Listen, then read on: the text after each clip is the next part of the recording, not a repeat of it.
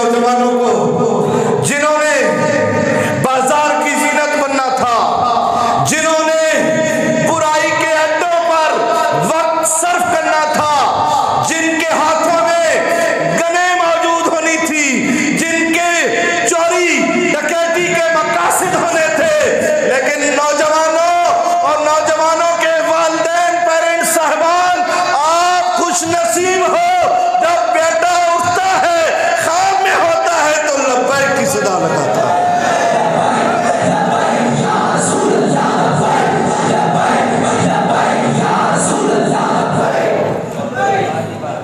तो हमारे असलाफ ने, हमारे कायदीन ने, हमारे अमीरे मोहतरम ने, मैं सुन रहा था अटक में कमाल कर दिया, कहा सौदा कौम का मैंने नहीं किया। ऐसी क़यादत लाकर तो दिखाओ यार, वो ऐसा लीडर लाकर तो दिखाओ जो जनाजा भी पढ़ा ले, तब तो सूरत इखलास भी नहीं आती।